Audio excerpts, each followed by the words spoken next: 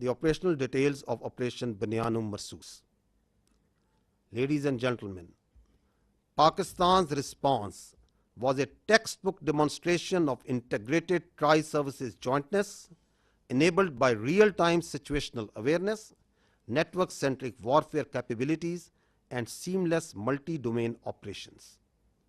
This synergy across air, land, sea, and cyber domains allowed for precision engagements, overwhelming lethality, and rapid tempo. All platforms operated in synergy, delivering coordinated effects at carefully selected decisive points. Using precision-guided long-range Fateh series missiles F-1 and F-2 of Pakistan Army, precision munitions of Pakistan Air Force, highly capable long-range loitering killer munitions, and precision long-range artillery. 26 military targets as well as facilities that were used to target Pakistani citizens and those enterprises that were responsible for fomenting terrorism in Pakistan were engaged in Indian illegally occupied Jammu and Kashmir and also mainland India. The targets included Air Force and aviation bases at Suratgarh, Sirsa, Bhuj, Nalia, Adampur, Bhatinda, Barnala, Halwara, Avantipura, Srinagar, Jammu, Udhampur, Mamoon, Ambala, and Pathankot, which all sustained major damages.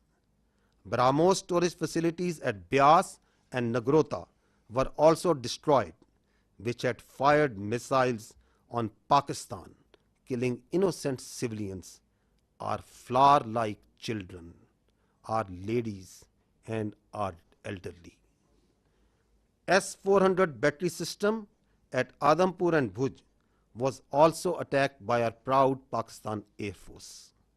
Military logistic and support sites which helped sustain this unlawful operation against innocent Pakistani civilians, like Field Supply Depot at Uri and radar station at Poonch, were also targeted.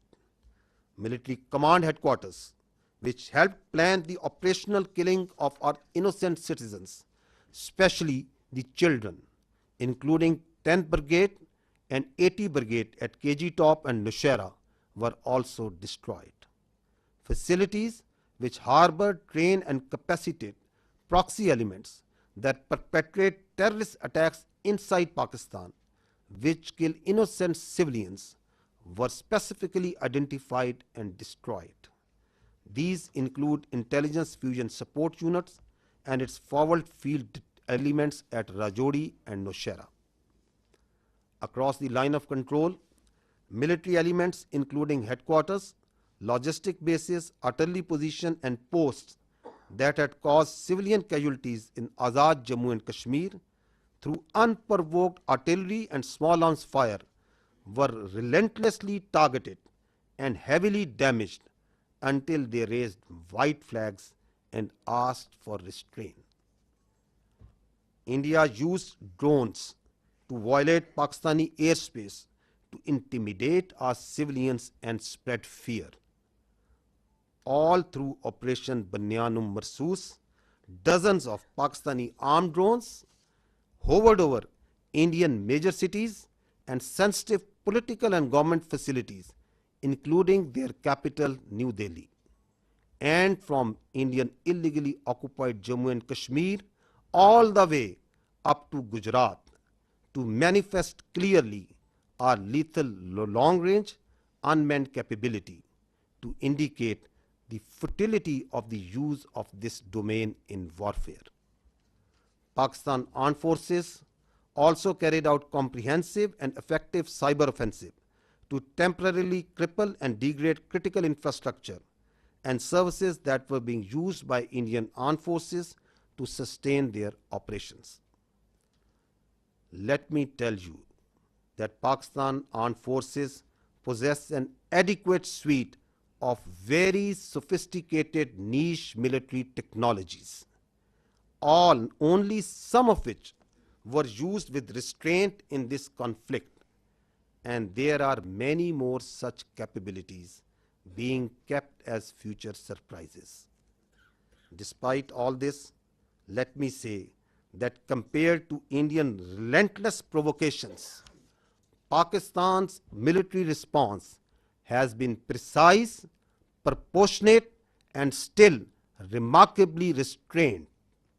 It was carefully calibrated to avoid civilian casualties and has exclusively integrity, and we are all well aware of the ways and means to do it. Our forefathers, they have sacrificed immensely, and we have sacrificed a lot for the creation of this country, and we know how to defend it. If this great Pakistani nation and the Pakistani armed forces, if 1.3 million Indian army with all their wherewithal, if they cannot intimidate us and they cannot coerce us, these terrorists can subdue the armed forces of Pakistan. हम सिर्फ ये कहना चाहते हैं कि ना हम तुम्हारी ताकत, ना तुम्हारी मकारी और तुम्हारी जारियत से मरूब होने वाली कौम है. Now you just wait for our response.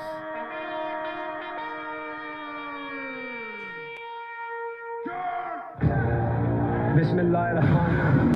Today on 10th May, at the time of Fajr, we have given a strong punch to our enemy. Alhamdulillah. Today is 10th May 2025 and this is a smashing response to a coward enemy and it will inshallah continue.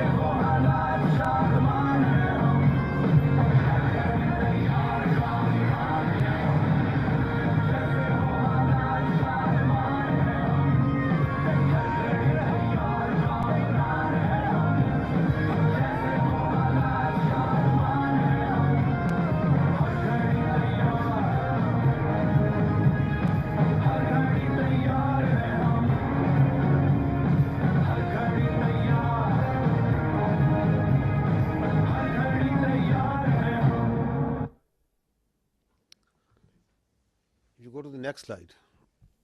If you remember, the armed forces of Pakistan promised you three things. We told you that we will give a befitting response to Indian aggression. We told you and we told the nation that, however, this response will be at the time, place, and method of our own choosing. And we also told the nation that when we will hit the Indians, the entire world will come to know. And we also told that you will not require the Indian media to report to you the phantom strikes that they said that Pakistan is taking place. Didn't we tell you all these three things? We told you. And we also told you that as these armed forces say, we ardently love to embrace Shahadat far more than you fear death. So gentlemen, this is how it culminated. Now I will show you another clip which will tell you the story. Pakistan says the country has launched a retaliatory military operation against India. Operation Bunyan Marsoos, which translates to a firm wall of lead, is targeting military facilities in India. We have seen this pattern of strikes in the morning, then retaliatory strikes at night. It is hard to imagine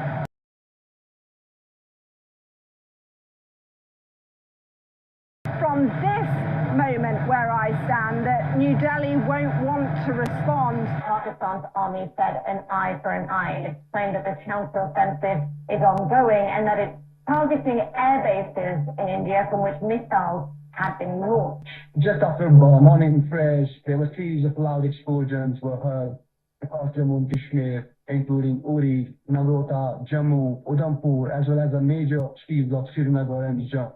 Pakistan decided to launch a massive retaliation that included fixed-wing aircraft as well as drones and also cyber attacks. They hit 8 air bases inside of India and Indian-controlled Kashmir. Important distinction, these are India proper as well as in Indian-controlled Kashmir. And those air bases, that one of them they say that they've hit a sophisticated air defense system, and another one that they say that they've taken out a missile storage tank. Pakistan's military says the strikes are in retaliation for what it calls Indian aggression. Islamabad claims it has hit multiple military targets near the line of control. Pakistan responded with a relentless, a massive barrage of missiles and rockets, they say, Pakistan says, into Indian military facilities, bases inside India, air bases, weapons storage, and along that disputed line of control in Kashmir against military bases there. They say that this, from the Pakistan perspective, their communications, how they were communicating with Secretary Rubio, that really put India on the back foot. It didn't know what had happened. India, according to Pakistan, reached out to Secretary Rubio, reached out to the Saudis, reached out to the Turks, reached out to others to find a diplomatic off-ramp, got engaged after that onslaught in diplomacy, but telling the mediators that they were going to go on a pause on the Indian side. घबराहट एक तो लोगों की नजर आ रही है क्योंकि तमाम एयरबेस ध्वस्त होते हुए नजर आ रहे हैं, आग के गोले में बदले हुए नजर आ रहे हैं। सबसे ज्यादा जो चर्चा है वो ये कि जब आप अपनी एयरबेस को नहीं बचा सकते तो जनता को क्या बचाएंगे। बड़ी खबर निकल के सामने आ रही है, पठानकोट एयरबेस ते हमला होया है। जी हां दादी के पठानकोट एयरबेस ते हमला होया, दूसरे पासे जम्मू एयरबेस ते हमला होया। ये पाकिस्तान की साइड से है, देखिएगा। अब हमें आवाज़ से ही पता लग जाता है, जो सीटी बजाता हुआ तेजी से आता है और हमारे करीब जोरदार आवाज़ के साथ फटता है, वो पाकिस्तान की तरफ से फेंका गया, पुंछ पर फेंका गया। देखिए उन्होंने जो किया है पठानकोट, पठान हमारा आगे जिसको हम कहें एडवांस एयरबेस है, बहुत है। उन्होंने उधमपुर में किया है, ये किया है श्रीनगर के पास में किया है, अवंतीपुर में। सिरसा को आपने बताया एयरबेस है वहां पर, उसको उसने टारगेट किया है और तो वो ड्रोन्स के साथ साथ अपनी बड़ी मिसाइल भी दाग रहा था। पूरी तरह से धमाकों की जो आवाजें हैं वो राजौरी, पुंछ के साथ साथ जम्मू के अलग अलग इलाकों में यहाँ पर सुनाई दे रही हैं। पाकिस्तान बिल्कुल आखिर में ये इस्तेमाल करेगा और पाकिस्तान को शुरू में ही इस्तेमाल कर रहा है। वह और भी बहुत सारे मिसाइलों का जखीरा है और इससे भी ज्यादा कारगर मिसाइल है। The attacks that have been coming in from the Pakistani forces, we saw how they lit up the entire border area all the way from the north in Kupwara, in Uri, where the ceasefire violations were taking place. Then we saw the drone strikes which were taking place in the Jammu area, all the way down to Bhuj. There were several attacks coming in from the Pakistan side, several drone strikes which were coming in from the Pakistan side. So again remember and see that didn't the whole world hear and report? Because that's what we promised. Your armed forces promised and delivered that. Now I would like to draw your attention to the next clip, that how the Indian Ministry of Defense itself reported this. Pakistan military continued with its provocations, carrying out aggressive actions employing multiple threat vectors all along the western border. Pakistan employed UCAV, drones, long-range weapons, loitering munitions and fighter aircrafts to target military infrastructure. Pakistan military also resorted to air intrusions using drones and firing of heavy caliber weapons along the line of control. Air intrusion and several harassment attacks were also attempted from Srinagar till Nalia at more than 26 locations. Damage was sustained to equipment and personnel at Indian Air Force stations at Udhampur, Pathankot, Adampur and Bhuj. There were also several high-speed missile attacks noticed with heavy damages to other military stations in Kupwara, Baramulla, Poonch, Rajouri and Akhnur sectors continued.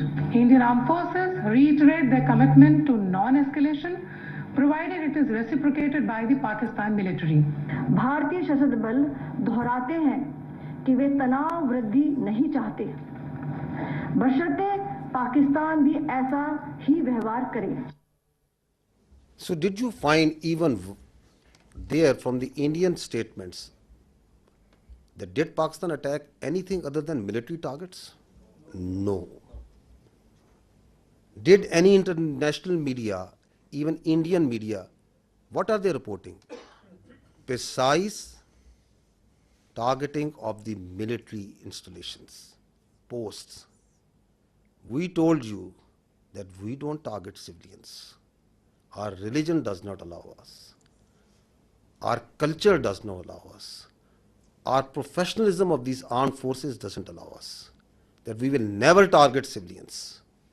So they are even acknowledging that. And they are also saying that once they received the message, once they got the message, then who asked for non-escalation? Who requested that they want non-escalation, that the things should go down? So it's for all to see.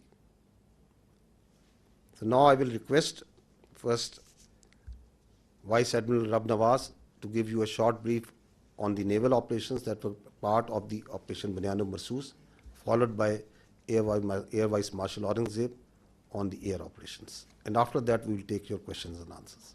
Thank you. Thank you, sir.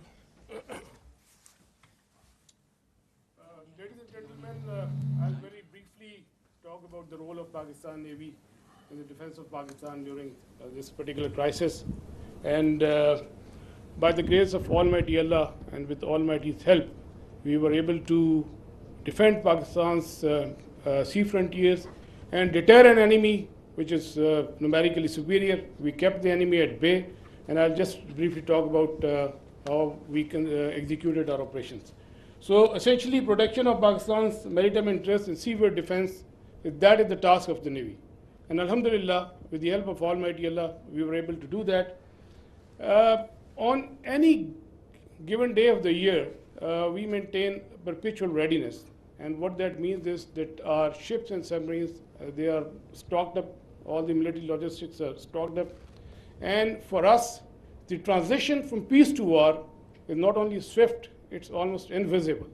And when this false flag thing happened in the Indian illegally occupied Jammu and Kashmir, we immediately mobilized and we completed the operational deployments of Pakistani Navy fleet units and also the coastal command units in matter of hours.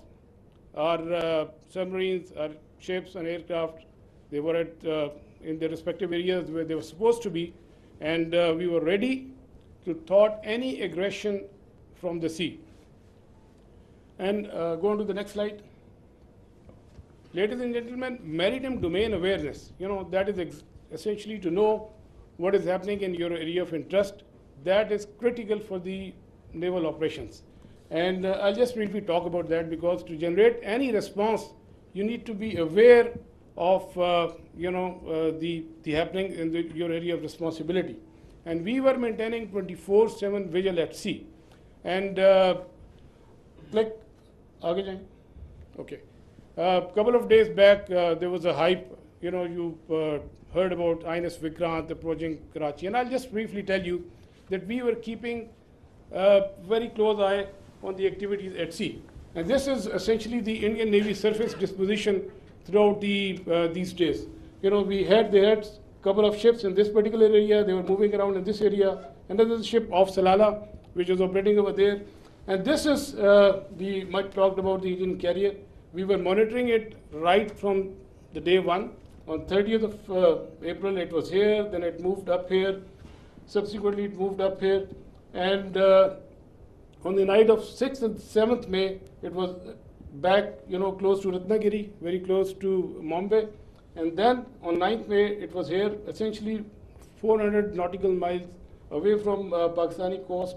And again, then it retreated back close to Mumbai. So we were keeping a very close track on this particular carrier movement. And there was no cause of concern at any time. You know, if the carrier comes closer to 400 nautical miles and even closer, that essentially simplifies our problem. So we were, the Pakistan Navy Maritime Air Arm, in coordination with the strike component of Pakistan Air Force, they were cockpit ready to generate any kind of response at that time, at all times. And I was in constant communication with the Deputy Chief of Air Staff, Air Vice Marshal Aurangzeb at all times, and we were just ready. You know, if there is any aggression from the sea, we were there to respond effectively. And let me say another thing.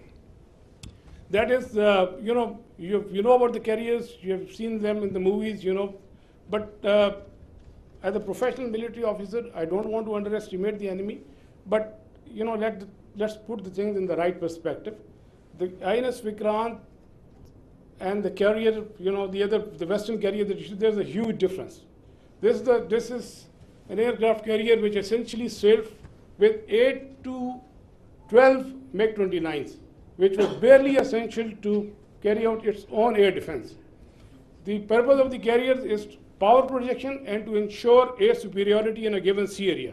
So with this, less said the better. This is simply not possible, and the Indian Navy exactly knew this, and that is precisely why on the 9th of 6th and 7th, when they carried out this cowardly attack on the civilians, they moved this carrier to the safety of their own coast, well away from Pakistan's strike capability, close to this Ratnagiri area.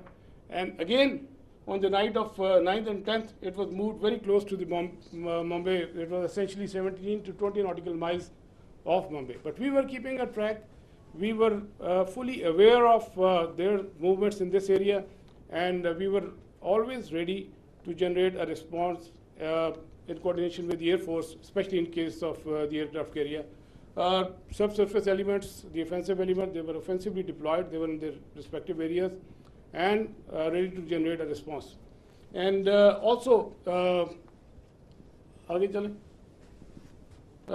you might have seen this footage. You know, we were not only in the surface domain, but we were essentially effectively monitoring their air surveillance things. And because of the operation security reason, I'll not talk much about how we did that, but we were keeping an eye on this particular activity as well. And likewise, in the subsurface domain, our anti-submarine warfare vigilance was all-time high. We were monitoring the movement of their submarines when they left their shores, and we exactly, you know, had an idea where they would be, and we had our ASW surveillance and suppression effectively going on at all times. Likewise, another component of Pakistan Navy's responsibility is the defense of the Creek area. We had our coastal command units deployed over there in close coordination with headquarters 5 Corps elements, Pakistan Army elements, and they were poised to defend this particular area in case of any aggression from the south. Another important component is the protection of ports and harbors. You have just heard the DG-ISPR talked about the subconventional threat that we witnessed. There was a surge in other part of the country, and we were, you know, there were real-time apprehension that there may be a surge. So we ensured the protection of all ports and harbors of Pakistan, and coastal command elements, they effectively played a very, very important role in this.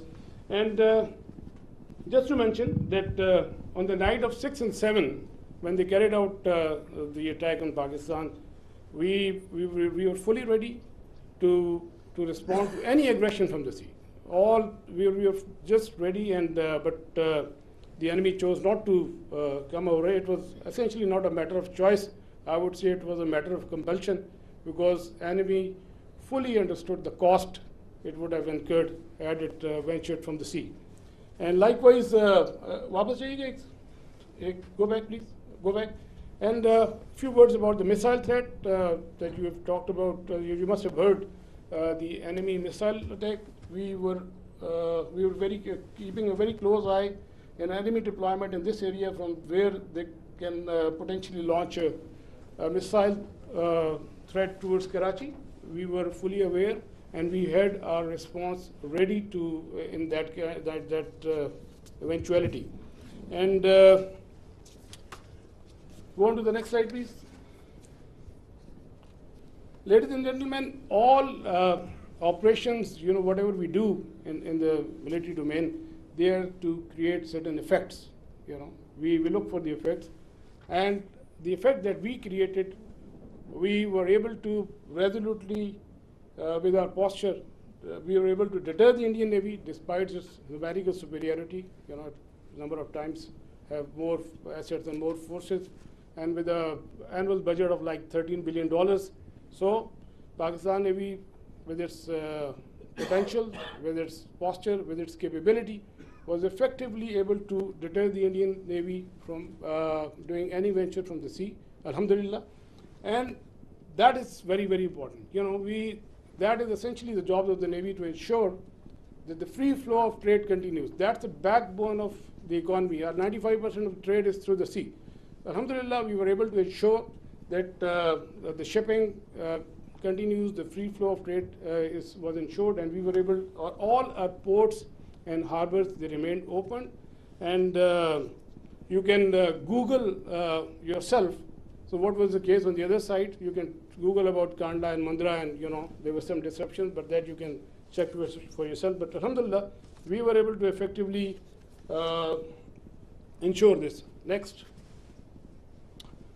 We had a wonderful inter-services synergy, very effective communication, and like I said, I was in constant touch with the DGMO and the Deputy Chief of Air Staff Operations.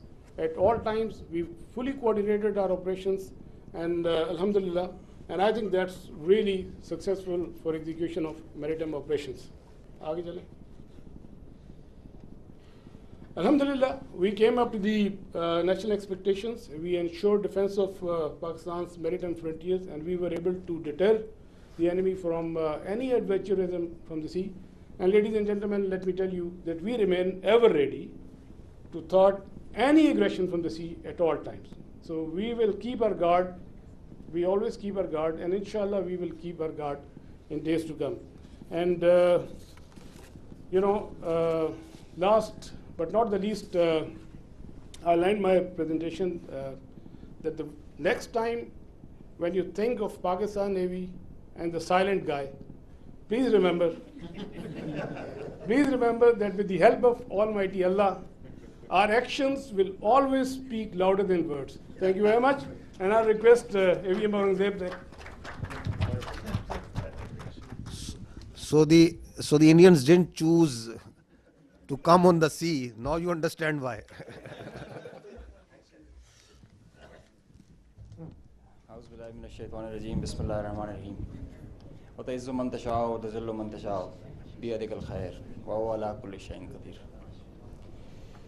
On behalf of Pakistan Air Force, Chief of the Air Staff, Pakistan Air Force, I stand here with you all with deep-rooted humility and gratitude. I am so thankful for Allah helped us in achieving whatever we desired, even whatever we deserved, more than what we deserved. For being able to be up to the task for PF, as they say, second to none. Ladies and gentlemen, as the DG-ISPR mentioned, I am Deputy Chief of Air Staff Operations. I'll pick up from where I left day before yesterday. PAF versus IF, 6-0. The PF's response has strengthened Pakistan's national security, alhamdulillah. And it has even strengthened our commitment, the enduring commitment the PF has for stability and peace. But I have no doubt, and I can say with assurances, that the real genius and the mastermind, the cerebrum behind the design and the aim and the structure, the game plan of PF was the Chief of the Air Staff, Air Chief Marshal Zahir Ahmed Sharif. He asked us to do 3 things in our response: re-establish deterrence, neutralize key threats, retain control of air. And I will show you in my presentation how we try to do that. Slide. During the befitting response that we generated in our first episode, we attrited the IF's pride, the Rafales, resulting in this entire fleet almost coming to a standstill, a ground position. You could see that they were not flying after that, at least not close to their western border. This reduction in flying to bare minimum actually reduced their liberty of action. They curtailed their options. Slide. This is the Pakistan's air defense environment. Pakistan air defense environment is offensive, it's integrated, it's credible. And I'll show you. IF initiated having no space with their manned aircraft. They initiated with their unmanned aircraft operations, targeting Pakistan's civilian population and their infrastructure. Here you see all these spots all across the swath of drones and UAVs who are coming inside our territory, which is being picked up by all our radars from the moment they were entering, even before that. Slide.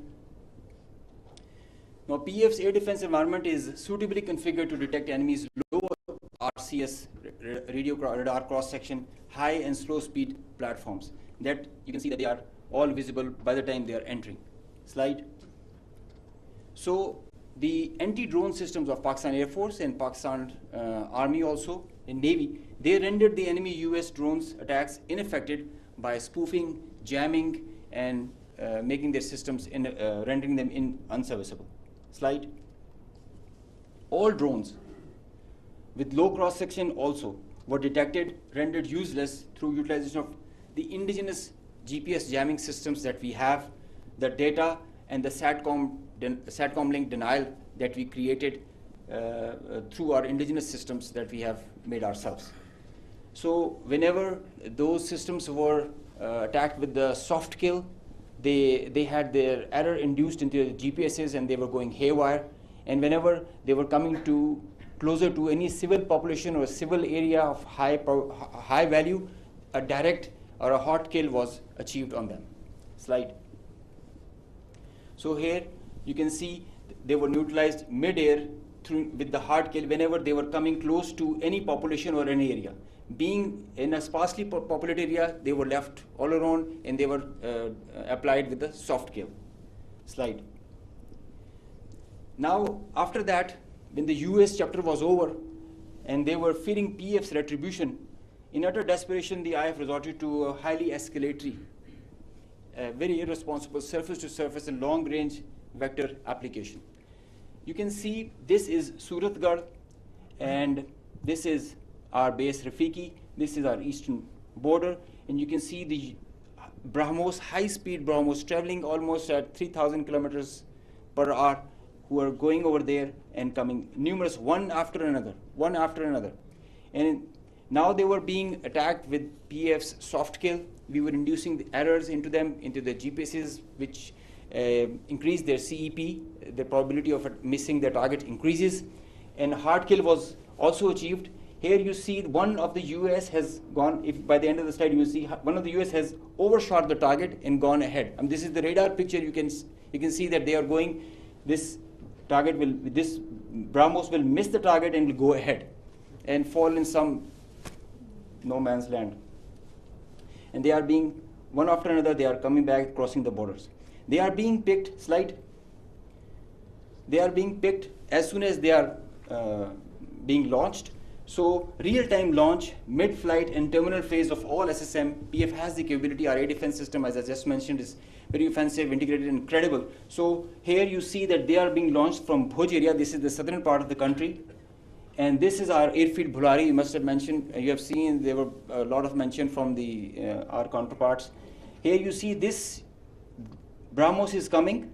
It's almost reaching the target, and you'll see when we will apply the soft kill, look what happened to it. It moved left and then disappeared towards the ground. I mean, this is the radar evidence that we have that there so many of their vectors missed the targets. A lot of them did make because they were throwing like hundreds of them.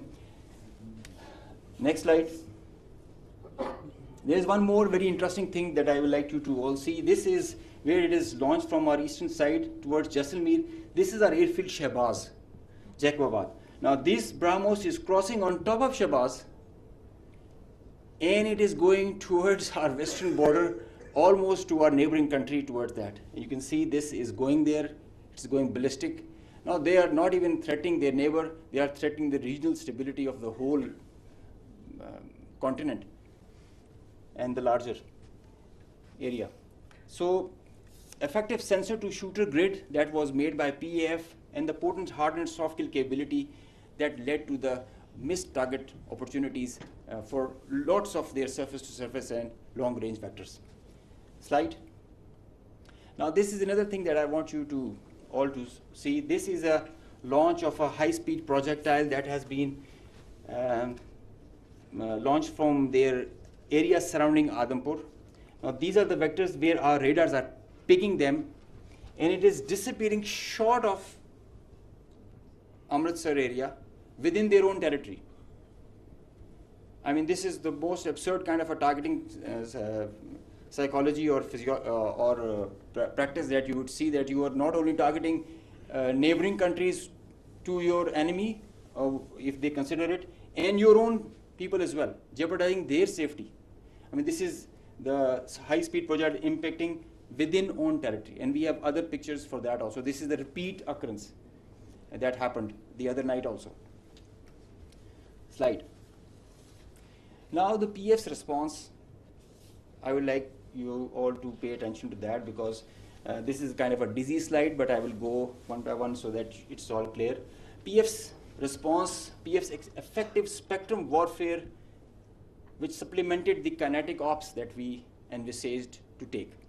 The integrated, seamless, synchronous utilization of EW, cyber, and space domains, coupled with the synergetic all-domain offensive response, which orchestrated following a very intricate targeting mech, the mechanism that we undertook to engage the targets, of swift, calibrated, effect-based approach to operations, which was undertaken across complete swath of the Indian Western Front.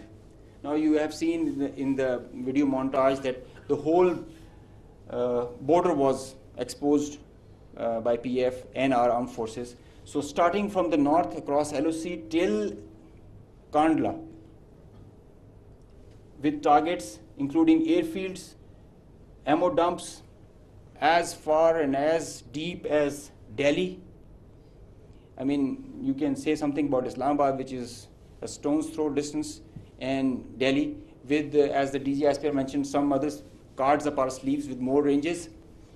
The Barnala C2 center, which is the heart of their IACCS, and other airfields, Nalia Bhuj and Kandla, as they mentioned. You can see, Google it also so that you can see the effects. PF's hypersonic missiles, unmanned force, stand-up weapons, and long-range vectors all were on the menu for the multi-domain operations that we undertook. So PF utilization of niche and disruptive capabilities struck deep inside the enemy. And there were like hundreds of drones that were there. Hypersonic, engaged targets, deep, precise, lethal, destructive. Slide. Just go back. I will explain the slide that is coming ahead. So our aim was to achieve ascendancy in effects so that we manage the escalation. Throughout the conflict of whatever length it was, we had the escalation management at our side. So within a short span of time of couple of hours, we had really saturated our friendly neighborhood.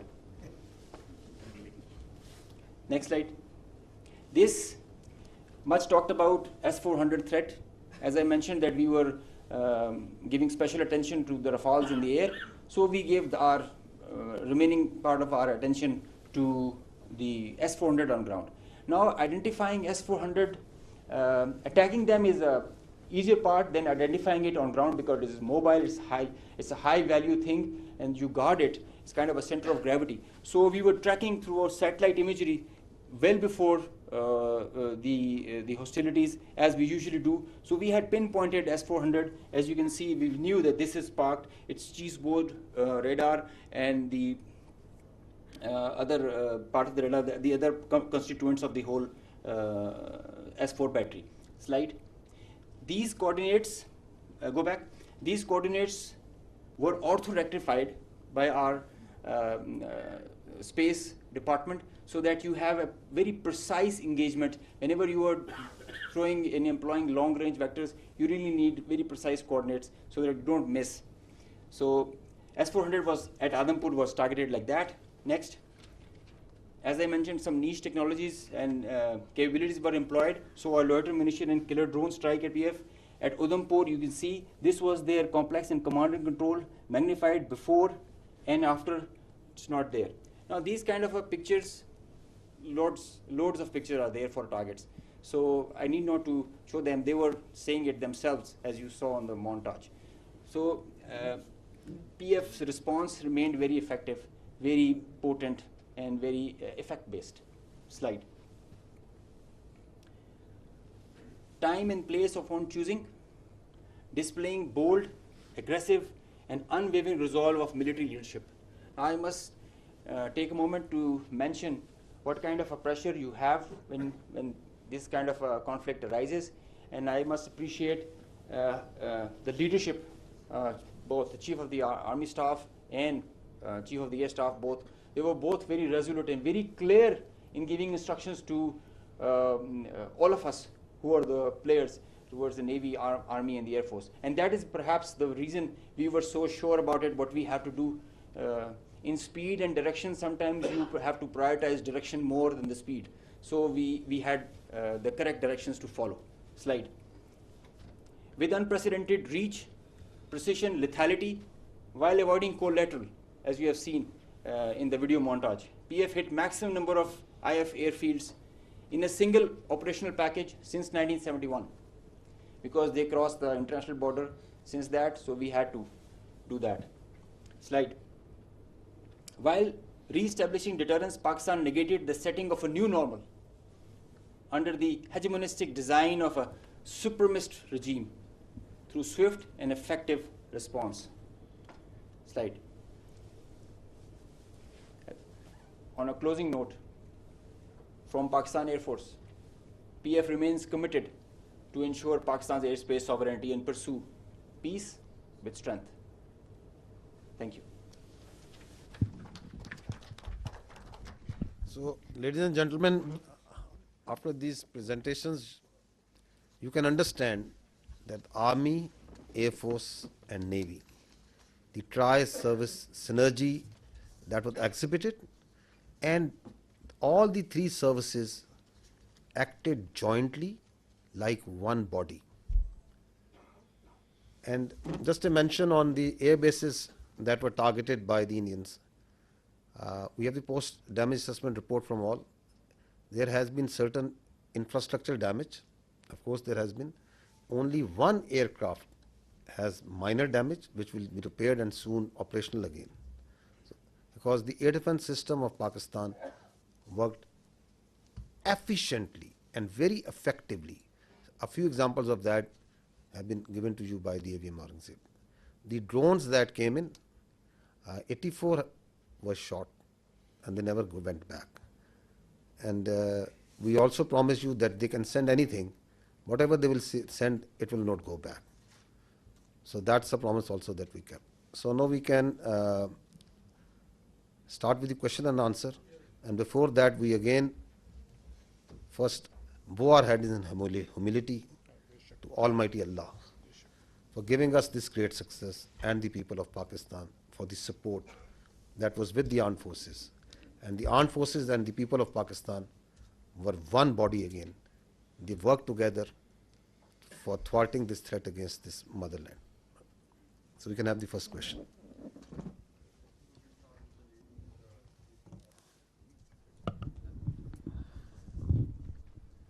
Thank you very much, sir. Thank you very much, sir. This is Sumaira Khan from Sama Television. And first of all, let me convey the pulse of the nation as well.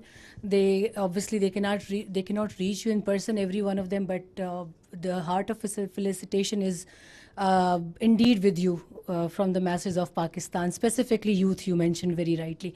My question is, in that whole span of escalation, the Indian government had been issuing extremely provocative statements regarding initiation of war, and not just the government, but unfortunately their media was also, to me it seemed very war frenzy. And but in that whole time, in the meanwhile, I saw Pakistani side and I saw you very defensively responding to all the hegemony and Indian aggression. So I just wanted to know that it was part of your strategy. What was that? Or you never wanted that escalation to rise to all those levels? And a quick comment from Aurangzeb as well, that the multi-domain, how would you elaborate it? How did you incur it in the PF strategy to kill the Indian side in the battlefield? Thank you. So as far as question to the escalation is concerned, let me say it.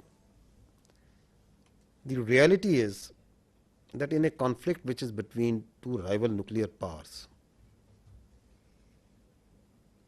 such a conflict is actually an absurdity, and it is inconceivable and sheer stupidity.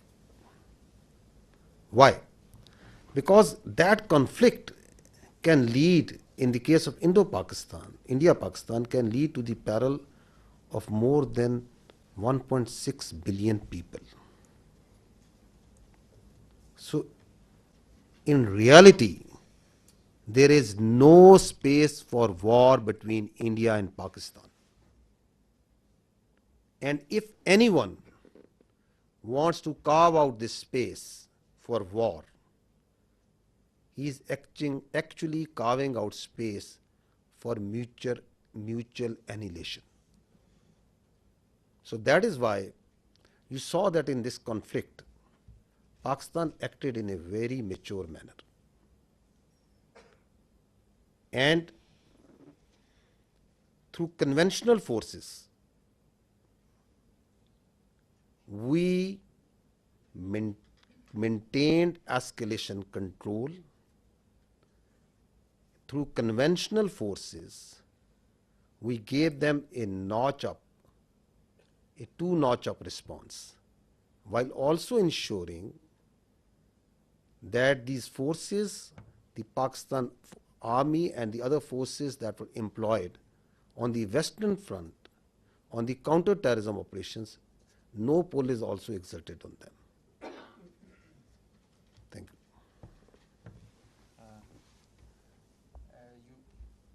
Can you hear me? Okay, you just asked regarding the multi-domain operations. It's a very good question, because this is the buzzword nowadays, but it's not actually something in the air. It's an actual real milestone for PEF. You know, the warfare has changed drastically, and so has everything that is associated with it. It's not the erstwhile concept where you can just get the number of aircraft in air and see. It's called a new AMSO, the electromagnetic spectrum operations. It's a whole new environment that is there.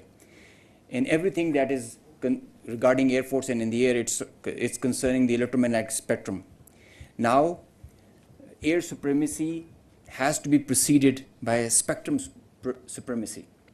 And if you control the spectrum, you control the conflict. So Pakistan Air Force, and especially this is a thing that is pursued so vigorously by Chief of the Air Staff, that we have to have that spectrum warfare capability. And you saw how we manifested it. It is a combination of EW, space, cyber, air, land, and sea, command, control, communication, infrastructure, information. All these things, they are in the wider spectrum of electromagnetic operations. And that is how you create an environment. You create a EW web that you manifest in the whole operations. It has to be choreographed at each step, and when to administer what. And it has to be preconceived. I mean, you can't do it randomly, and you cannot just do it on your whims. So you have to understand the whole idea and whole architecture. It might get pretty technical, but multi-domain operations is the need of the day, and all those air forces who kind of relegate it, they end up in the wrong side of the barrel. So Pakistan Air Force prioritizes it. We have our own Spectrum Warfare Operations Center, which is controlling the even in a small battle or an engagement to a larger campaign. Because now all the players who are there, all aircraft, they have so much of sensors, and there's so much of fusion going on, the data links, the software-defined radars, they're all thriving on the electromagnetic spectrum or being challenged by it. So each player is taking a campaign-level decision, the kind of information he is having. And if he doesn't get that information, he is redundant. So electromagnetic warfare is the need of the hour, and multi-domain operations is what carries you, propels you to perform and achieve the mission success with mission survivability, denying the same to the enemy. Thank you. My name is Kiran. I'm from the Khorasan Diary. Sir, I have two questions on what basically I need confirmation. Is that one, when President Trump tweeted about the ceasefire, they said that Pakistan and India can talk in a third country. और अभी जो शाम में Indian authorities की meeting press conference हुई है, they said that the DG-MOs spoke in which Pakistani DG-MO asked for ceasefire first, and tomorrow there is a call already planned at 1200. Meanwhile, the IAF said that their operation is still continued. So what is Pakistan's strategy tomorrow when the two DG-MOs are going to talk? And the second thing is that as international media also reported that Pakistan has Indian pilot in the custody. So do we have Indian pilot in our custody? And if we have, are we going to return her or him? So I can confirm you very clearly, we don't have any pilot in custody. This is all social media chatter. This is all part of the multiple source of fake news and propaganda that keeps on, that has been generated from multiple sources. As far as your first question is concerned, let me say it very clearly and put it on record. Pakistan never requested. The fact of the matter is that on the night of 6th and 7th May, once those ghastly and cowardly attacks were made, the Indians requested after those attacks, and Pakistan gave a very clear response that we will communicate back only after we have given the response that this and retribution that this act deserves. So on 10th of May, after that response and retribution, that just retribution, targeting not the civilians, but those military establishments, those units, those places from where the attack on the civilians, the innocent civilians, the children was made, once they were neutralized and taken out. And on the request and intervention of the international interlocutors, we responded to the already made request of the Indians. And if you see publicly, what's on the public record? What I have shown you just now. What was the public position of the Ministry of Defense of the Indian Armed Forces? Who was asking for non-escalation was the just retribution of Pakistan Armed Forces have gone. So I think the record publicly, the facts speak for themselves.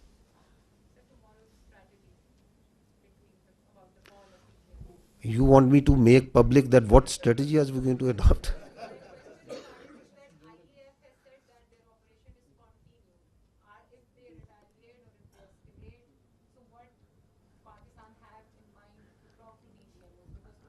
For any threat, anything that they can pose, posture, your armed forces are always vigilant and ready.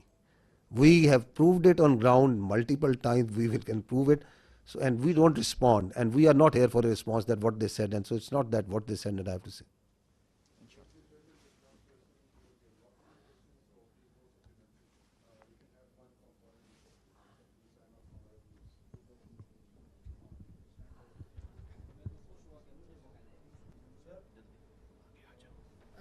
Thank you very much.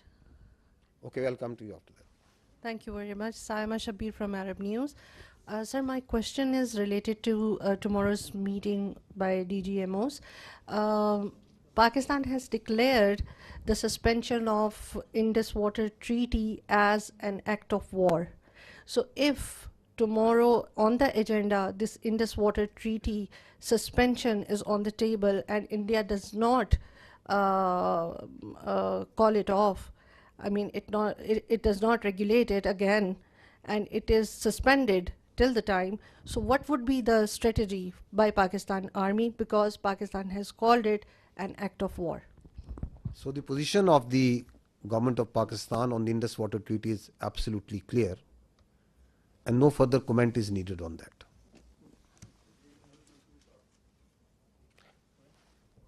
Our Turkish friend over here is raising his hands again and again. Skardu, okay.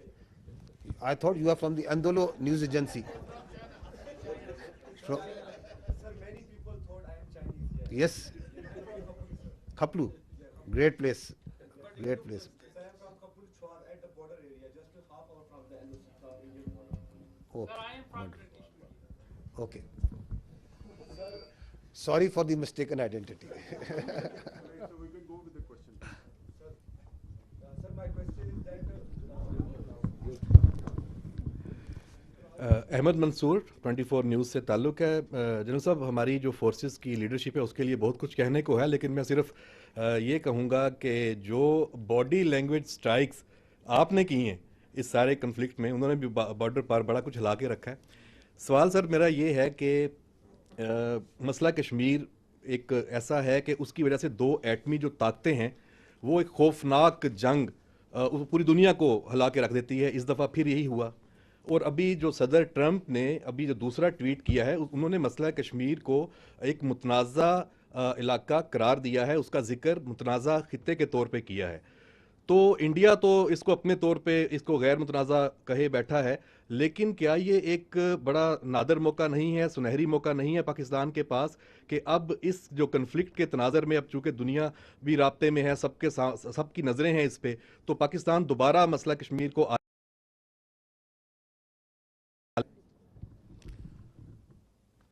Kashmir remains central to the dispute between India and Pakistan. And peace between India and Pakistan will always elude till the time there is not the resolution of the Kashmir as per the United Nations resolutions and as per the will of the people of Kashmir. So that is important to understand. Till the time that is not done, there cannot be enduring peace between India and Pakistan. So this military conflict has once again put Kashmir right as the flashpoint which needs to be resolved, which needs to be as per the will of the people of the Kashmir. And you have alluded to the tweet and the international power rightly understanding that this issue of Kashmir needs to be resolved. The problem here is that what we are seeing is, and I talked about it in my last press conference also, is that India continues to internalize this external problem. Kashmir is an external problem with Pakistan, India, and the people of Kashmir. It is on the UNSC resolution. It's an internationally recognized dispute. And India is trying to internalize it. How? By trying to change the demography of Kashmir, by trying to change the legal status in violation of the UNSC resolutions and the international commitments that India has made, by the coercion and harassment of the people of illegally occupied Jammu and Kashmir, and multiple other actions, by the oppression that is going on and the just and the just struggle of the people of Kashmir for their rights, and then on the pretext of law and order, on the pretext of terrorism, this you are seeing what's happening even after Pahalgam in Kashmir. Houses of the people are being bulldozed, blasted. People are being taken into custody, not in dozens but in hundreds, in thousands. You have got so much security forces, so many intelligence people, so much state power put in that very small place. The rights of the people, the plight of the women, the plight of the children. So it's an international issue. Talk it out, find a solution which satisfies the will of the people. So that is what needs to be done as far as Kashmir is concerned.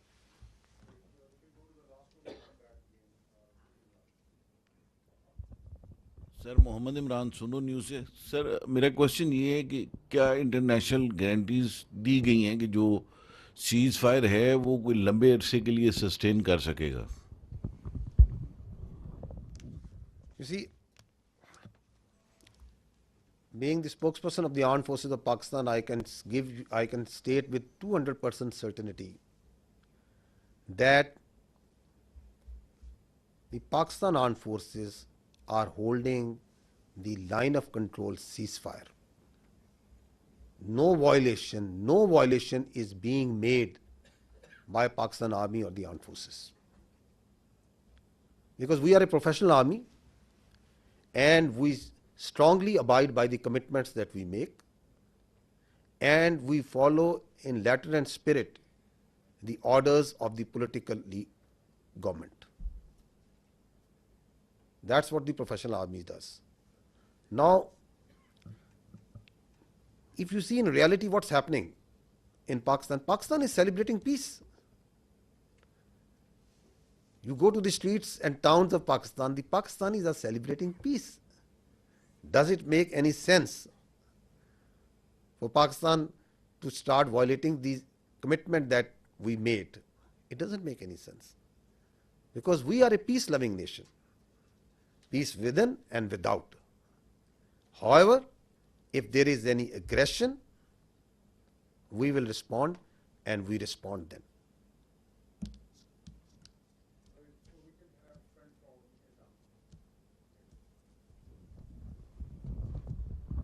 So thank you so much. My name is Raza. I'm from Iranian State News Agency. If you allow me, I have a question from the Honorable Vice Admiral.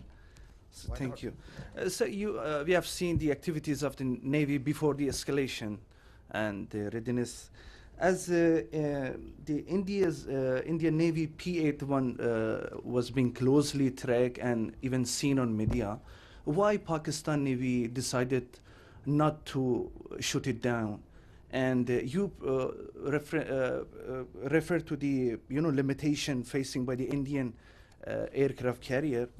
Keeping in view the limitation of the Indian aircraft carrier, can you please explain us why India have not brought its carrier to, for so-called possible attack?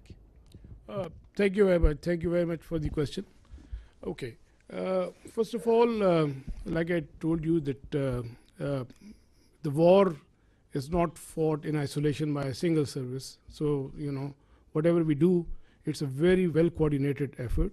So, you know, all actions are calibrated amongst the three armed forces at what time, what is to be done.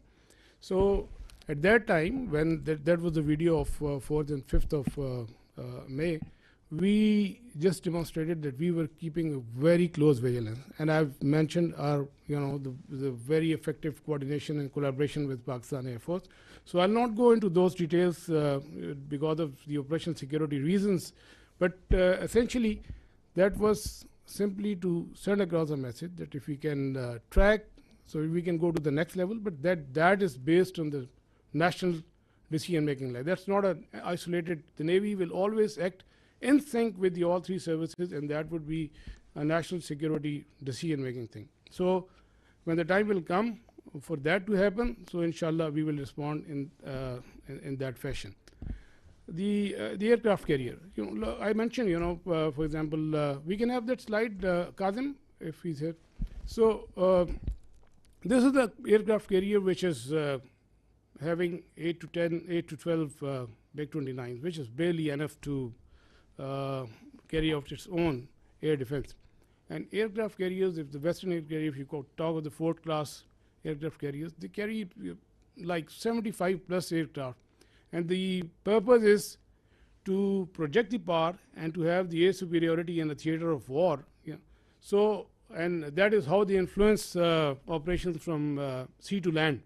So here, in case of INS Vikrant, the aircraft that it was carrying, they were barely enough to protect, to carry out its own air defense. And you know, the question of projecting power ashore or to maintaining an air superiority in a theater, in conflict theater, that's simply not possible. We know that, the Indian Navy understands that, and that is why it was more of a psychological, trying to create a deception or a psychological effect. And we fully understood that. And like I said, we were always ready. Had there been any aggression, we, in close coordination with Pakistan Air Force, we were always ready. They were cockpit ready to generate a response. We have a mechanism worked out with the Pakistan Naval Aviation assets and Pakistan Air Force assets. So the response was always ready. And I mean, this is simply, let me say it politely. You know, I did mention that as a professional military officer, I don't want to underestimate the enemy. But you know, let me tell you candidly that INS Vikrant, with its present capability, it's effective essentially in the IO domain, and which essentially you saw that article in the Telegraph and you know that hype about. So essentially, its effectiveness is restricted to the IO domain, and had it not been the case, it would have projected the power ashore and it would have created some effect. So they understand the limitation, and we also understand that. Thank you very much.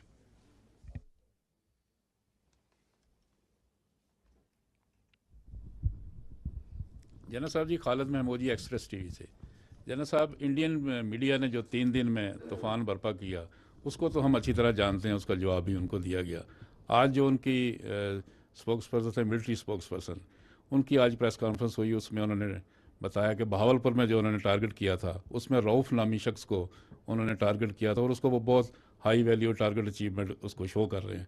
आप बताइएगा कि क्या ऐसा कोई वाक़या वहाँ पे हुआ और इसकी हकीकत क्या है? I think this question was discussed day before once we had the last press conference, and because this was discussed in this point was made by this, so we have pulled out the same video clip. So I'll just see that first, so that you can see what the fact of the matter is. If you can, if we can run that clip, because the reality is for everyone to clear, is obviously for everyone to see. So you see, yes, this one. If you just stop here. So this is the Indian High Commissioner in UK who is showing on international media picture of a person leading the prayers. You can see that.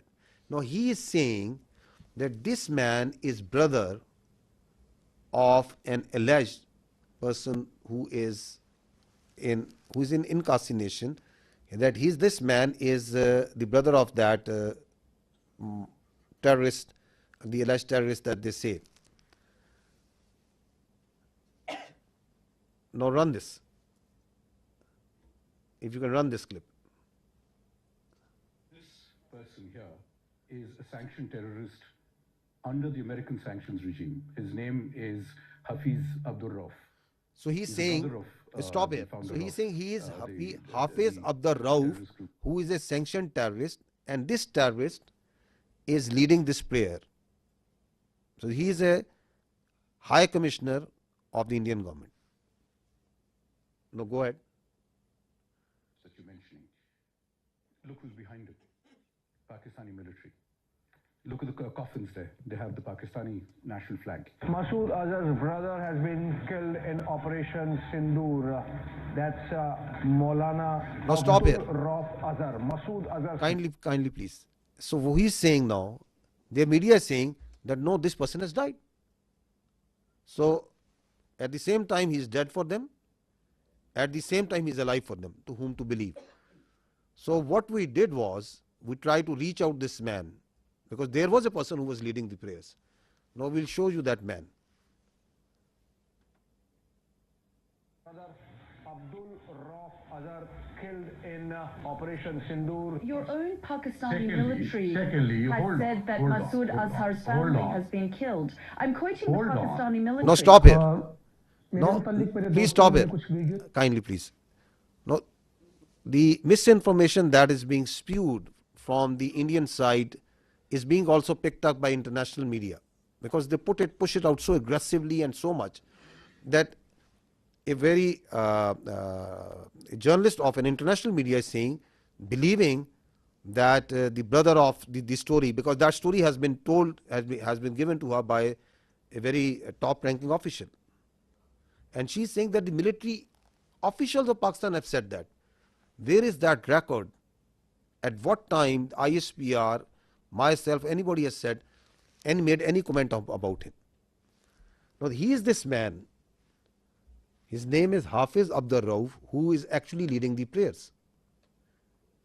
And listen to him what he's saying.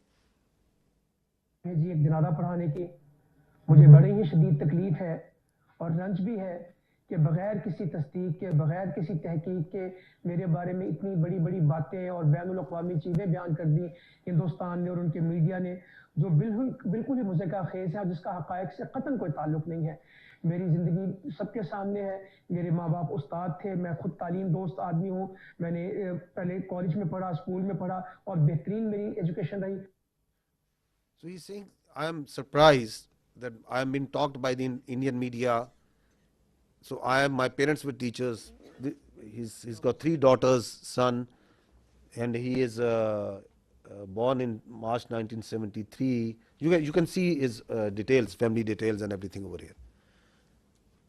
So we are actually surprised that even today, then again, they have come out with the same thing. So it is now getting, it's a little flabbergasted that whatever they are telling, why they are telling, and what to believe, what not to believe.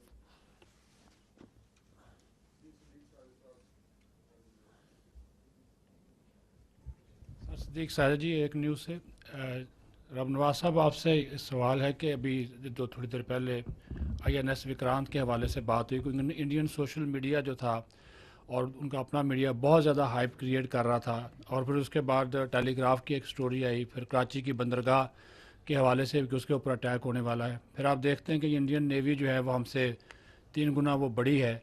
तो लेकिन आपने ये भी कहा कि हमारी जो force जो है वो खामोश फोर्स है।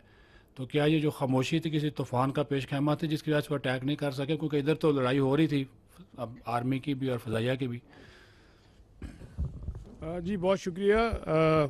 वो इंडियन मीडिया ने तो आपने देख लिया था कि वो कराची पे वो और बाकी भी लाहौर की बंदरगाह पे भी कब्ज़ा कर लिया था, जो आपने देखा उस पर। तो वो तो let's keep that aside. So again मैंने कहा ना कि ये भी जो टेलीग्राफ की भी जो सारी یہ انفارمیشن آپریشنز ہیں اور جو میں نے آپ کی کیپیبلٹی بتا the end Indian navy also understands کہ اس کی کیا کیپیبلٹی ہے اور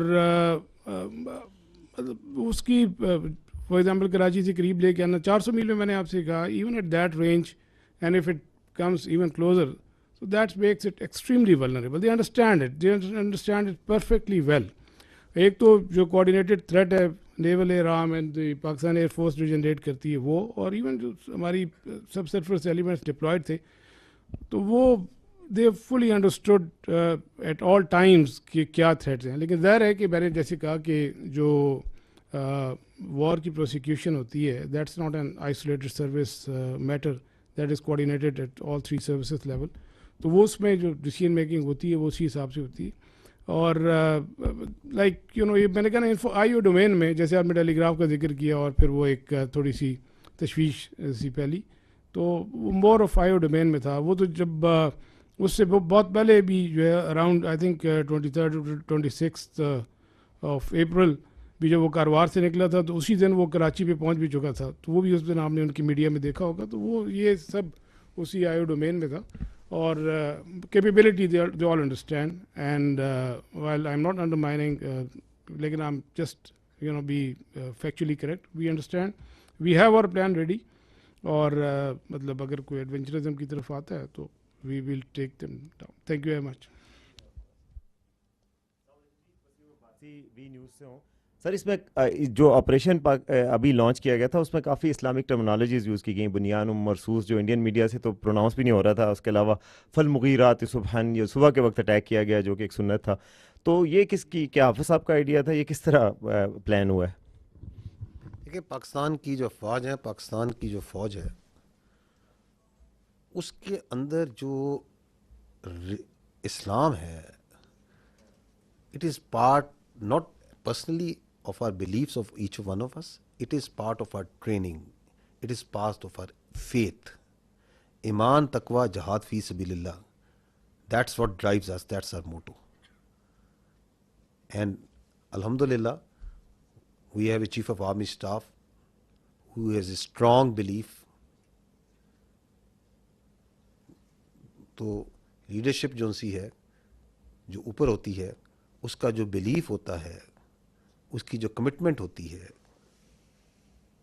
وہ ٹرانسلیٹ ہوتی ہے انٹو ڈفرینٹ طریقوں سے آپریشنس میں بھی. تو یہ جو نام ہے یہ کیا بتاتا ہے؟ یہ بتاتا ہے کہ یہ مومن ہوتے ہیں جو اللہ کی راہ میں لڑنے والے ہوتے ہیں وہ سیسا پلائی ہوئی دیوار کی طرح ہوتے ہیں. دے آر دیٹ اسٹیل وال. اینڈ الحمدللہ اللہ کے فضل سے پاکستان کی افواج جو سی ہیں they acted like a steel wall.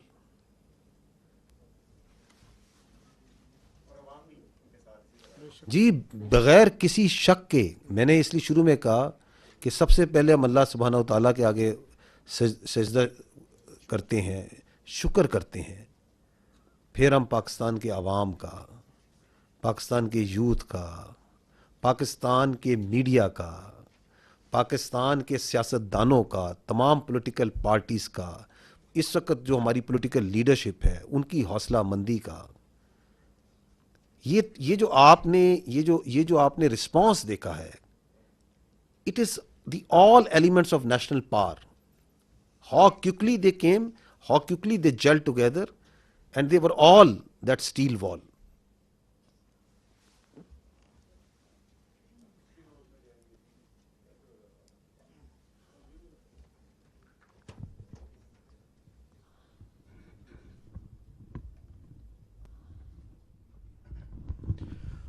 Sir, Faisal Raza Khan, I am from PTV World.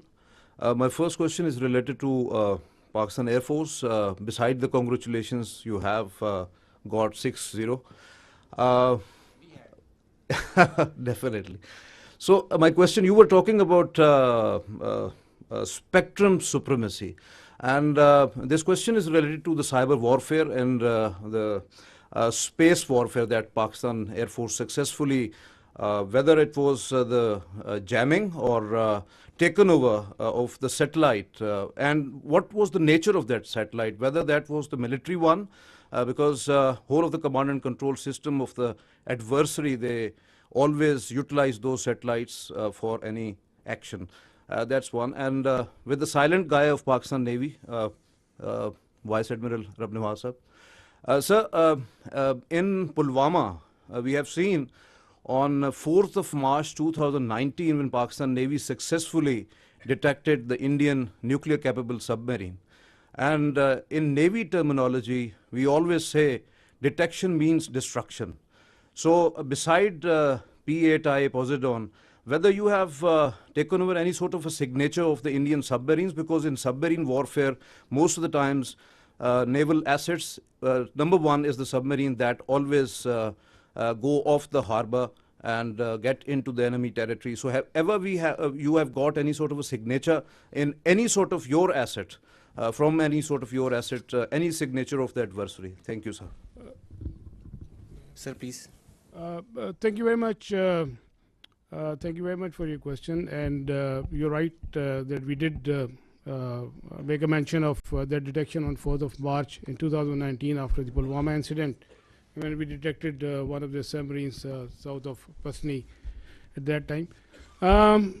I will, because of the operation security reason, not like to comment on that, but let me tell you this thing, that we had a very effective anti-submarine warfare surveillance during this time. We exactly knew when the submarines left the harbor and where they were likely to be deployed. And we also had a very effective deterrence operations in play, which I think they were successful in keeping these submarines at bay. So beyond that, I will not like to comment on any further. Thank you very much. Regarding spectrum supremacy, जैसे कि I mentioned, it's a critical component, a very vital component, cardinal for the electromagnetic spectrum, and that we have cyber and space. They come hand in hand with EW. With the satellite, the satellite that was jammed was a military satellite used by them. The downlink is scuttled. It leads to decision paralysis if done on a continued level. There is no communication where beyond line of sight platforms are acting, so they kind of get redundant. Whenever any payload is within line of sight, it is working on certain other principles. When it is going beyond, it goes on SATCOM, and the SATCOM is denied, so its effectiveness is reduced to almost nil.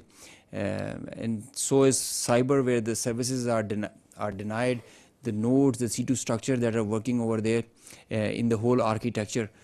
So it's a kind of a paralysis that takes place, whereby cyber and space, they go hand in hand, and that is how you carry out the spectrum supremacy. I just mentioned it is Pakistan Air Force is really going into it with full momentum. Our Chief of the Air Staff is leading this initiative, whereby we are entering into this domain, and it gives you cross domain effects. When one side is applied and multiple levels, you get the outcome, the providence and the dividends. So this is the new warfare. This is the new thing that is there. As soon as the things are getting digital, wireless, we are relying on electromagnetic spectrum more and more, and so this becomes imperative that we have control over the spectrum. I just mentioned control of air is preceded by control of spectrum now. Through spectrum and EW, we were able to see beyond our radars, and we had, as I mentioned, I showed you, we had correct, precise IDs of the projectiles and the platforms that were taking off, and thereby we could react in time and respond in the way as you just saw.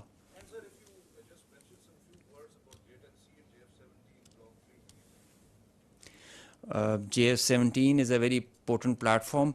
Pakistan is employing them very effectively, as you just saw. JF-17 is the pride of Pakistan, and the Block 3 has added potential, and enhanced combat potential and effectiveness with the payloads that it carries. All these targets that were engaged were done by JF-17 Block 2 and 3s. It has the ESA radar. So J-10 is a very good thing. As you saw, it's not the fact that the Rafale is a bad plane. Rafale is a equally potent, very potent aircraft. I mean, if employed well, but it's how you're, with all in all fairness and jokes aside, it's all the training. I think it's the, as I mentioned, the direction, the leadership that propels you in that direction, gives you confidence, and the support of the nation. That's the foundation the Pakistan Air Forces and the armed forces are standing on. The support of the nation, and the way you look at us right now and always do, this is what drives us. This is what drives us. Thank you.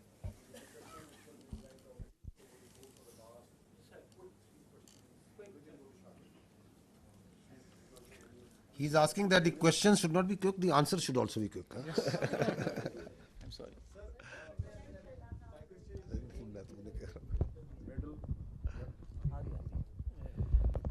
Sir आज Indians की तरफ से press conference की गई थी, उसमें इतराफ़ किया गया जब उनसे पूछा कि राफेल गिरा है तो उन्होंने कहा कि जंग में नुकसानात होते रहते हैं, तो दुश्मन की तरफ से इतराफ़ करना कितना उसका इम्पैक्ट है। दूसरा सवाल ये है कि सर एक दिन पहले जब नायब सदर से सवाल किया गया कि इंडियन पाकिस्तान कशीदगी चल रही है तो उन्होंने कहा it's none of our business, लेकिन वो क्या हुआ कि एकदम से उनका बिजनेस भी हो गया और उन्होंने मोदी की कॉल भी की। कहा जा रहा है क्योंकि सेंसिटिव इन्फॉर्मेशन उनके साथ लग गई थी। तो क्या नेशनल कमांड अथॉरिटी की जो मीटिंग थी उसके बाद हालात बदल गए, जज्बात बदल गए?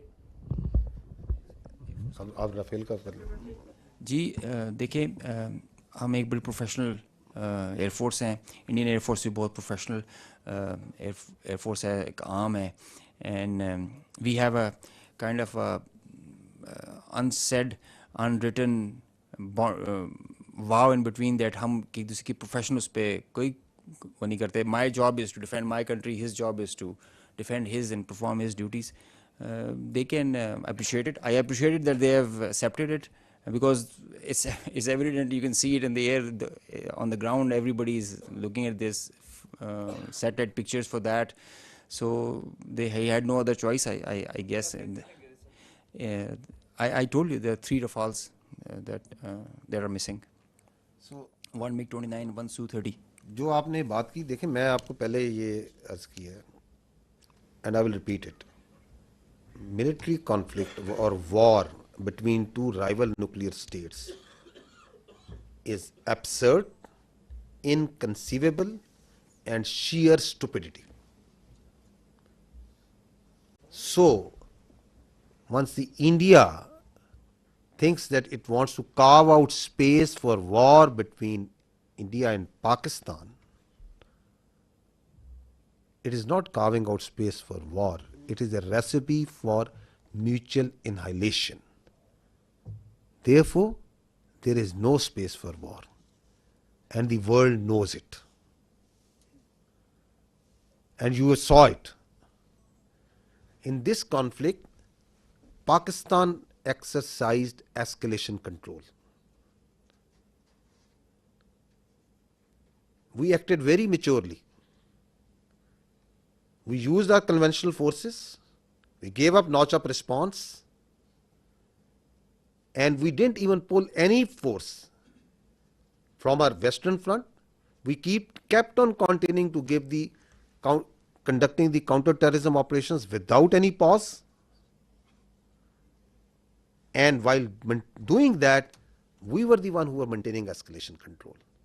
And you saw that manifestation, that on the morning of 10th, who is asking that we don't want to de-escalate? We don't want to escalate. And if Pakistan is willing to de-escalate, then we will also de-escalate. Who is asking that? Publicly. So the escalation control was with Pakistan. We were acting very maturely, and we understand that this is this notion of carving out space. It is madness. And that's why you said, that's why what you refer to, the world community, the international players, they very well understand that. Sir, I'm from Chinese media. My name is Yusuf Khan. So my question is that, sir, there is a news on foreign media and also on social media. Sir, my name is Yusuf Khan. I am from Chinese media, CCTV. Sir, there was a news on foreign media and also on social media that Pakistani Air Force entered the Indian airspace. I just want to know this, sir.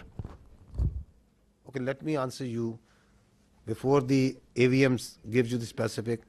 Please, if we have to stay away from what's all coming on media and social media. If we go as per the conduct of this military conflict by the media and social media, then there were 15 attacks that Pakistan made. Karachi is already burned, Quetta is gone, and God knows what all has happened. There's a female pilot also in our captivity. I don't know. So let's try to stick to the facts, and let's not try to stay what the media or social media is saying.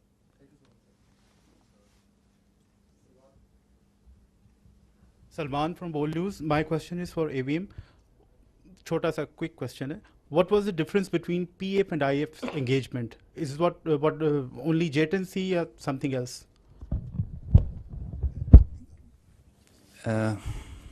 I think I did mention JTNC is a potent platform. So is JF-17, F-16, and Rafale also.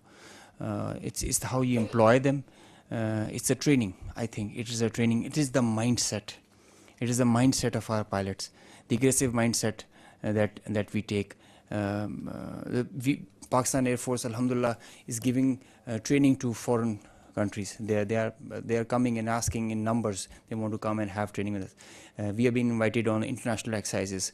The kind of level of training we have is remarkable. So I can say with great conviction that the difference was in the mindset, in the leadership, in the whole architecture. Platforms do come in play. They are there. I mean, you cannot just rule out them that they don't mean nothing, but they are one part. But the main driving force is the culture of the organization, the leadership, the mindset it has. Iqbal said, "Kafir hai to karta hai shamsheer pe bharosa, momin hai to betegh bhi ladta hai sipahi."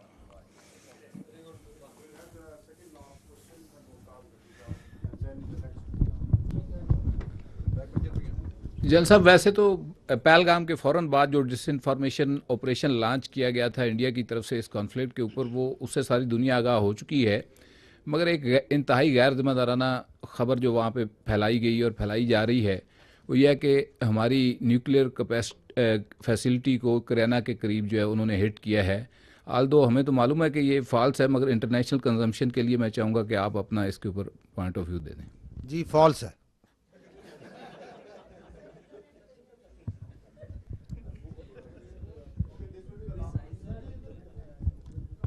DG साहब, thank you. Ghazanfar साहब, आपका तो बहुत शुक्रिया कि मुझे सवाल करने का मौका मिला, और मैं ये भी रिक्वेस्ट करूँगा कि बार बार जिस प्रेस कॉन्फ्रेंस में भी हो मुझे सवाल करने का मौका मिले। और अला नूर वज़ीर हूँ, मशरिक पेशावर ग्रुप से। मेरा सवाल ये है कि भारत और पाकिस्तान दोनों एक दूसरे पर दहशतगर्दी के इल्ज़ामात लगा रहे हैं, तहफ़्फ़ुज़ात। तो ये इल्ज़ामात या तहफ़्फ़ुज़ात कैसे दूर किए जा सकते हैं? मिल बैठ कर किरदार अदा करना चाहिए दोनों ममालिक को। और दूसरा सवाल मेरा ये है कि अगेन अगर मतलब इस तरह ड्रोन आते हैं तो गिराने के लिए क्या अमल है? और साथ साथ जो मतलब भारत की जानिब से आपने बात की लोगों की कि हमने लोगों को टारगेट नहीं किया, तो आपका लोगों के लिए मैसेज क्या है और फिर भारतीय आर्मी के लिए आपका पैगाम क्या है? देखें, वो जो ड्रोन है वो 84 से आपका दिल नहीं भरा जो हमने गिरा दिए हैं। जितने आए थे गिरा दिए, ठीक है, आएंगे और गिरा देंगे। तो आप please there is no issue, remain totally comfortable. Whatever they will send, whatever they can send, with the support of the people of this country, your armed forces have the capability to take them on. Absolutely no issue. जो आपने पहली बात क्या की थी?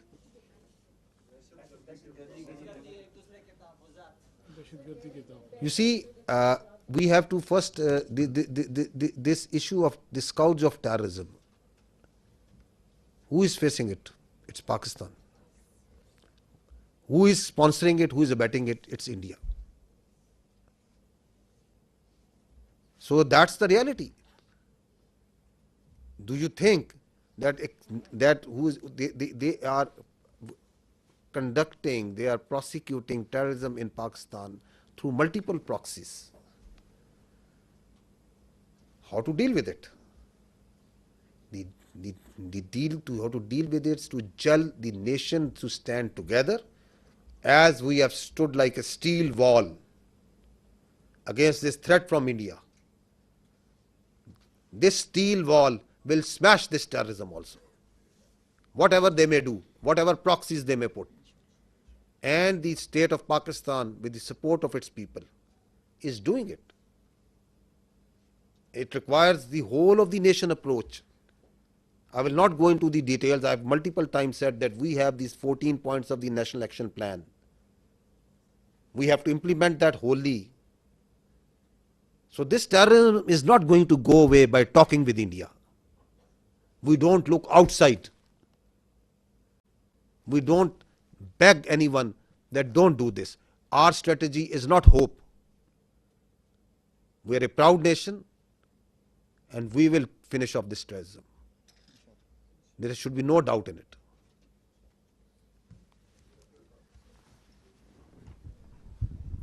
Thank you very much sir. Asgar Ali Mubarak Daily Mail से हूँ sir.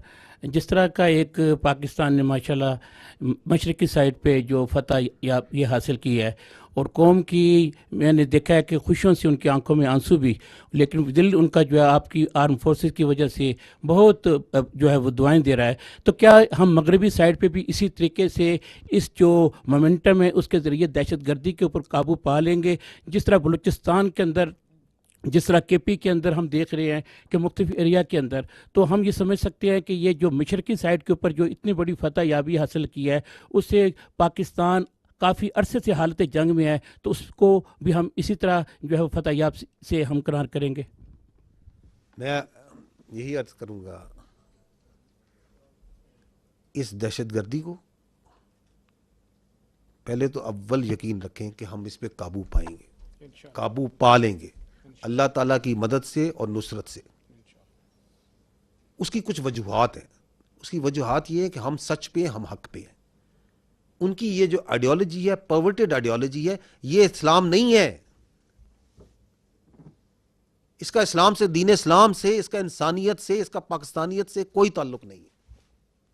इसका हमारे रस्म व रिवाज से कोई ताल्लुक नहीं है. मजलूम को मारना, खुदकुश धमाके करना, मस्जिदें उड़ाना, किडनैपिंग करना फॉर रैंसम, भत्ताखोरी, स्मगलिंग, इसका क्या ताल्लुक है इस्लाम से? इसका क्या ताल्लुक है इंसानियत के साथ? तो we are on the right, the nation is on the right. You have a battle hardened army. what we just need is that we stand together the way we have stood together. And this nation, for its survival, for its prosperity, is standing together. आपको नजर आ रही है ये कौम मुत्तहिद, इकट्ठी, एक अज़म, एक चमक. हमें नजर आ रहा है, आपको नजर आ रहा है. एतमाद, बावजूद तमाम कोशिशों के दरार डाली जाए इस मुल्क के इदारों में, इस मुल्क की अफवाज में और अवाम में, किस तरह मुत्तहिद हुई है कौम? क्योंकि हमें पता है कि रियासत माँ होती है. इस माँ, इस रियासत की छत तले हम सब ने पलना बढ़ना है. कोई थोड़ा कम पढ़ लेगा, कोई थोड़ा ज़्यादा पढ़ लेता है, कोई अमीर हो जाता है, कोई गरीब होता है, जिस तरह ख़ानदान में भी फ़र्क होते हैं. But doesn't make us that we start fighting with each other. तो our unity, our resolve has been strengthen and will continue to be strengthen, and we will take on this terrorism. और हमें यह भी पता होना चाहिए कि ये भी उसी दुश्मन जिसने अभी कन्वेंशनली हम पे अटैक किया, ये भी उसी की लगाई हुई आग है, ये भी उसी की मकारी है. तो क्या हम उसको अगर वहां मात दे सकते हैं तो उसकी इस मकारी को मात नहीं दे सकते? बिल्कुल दे सकते हैं, और दे के देंगे इंशाअल्लाह ताला.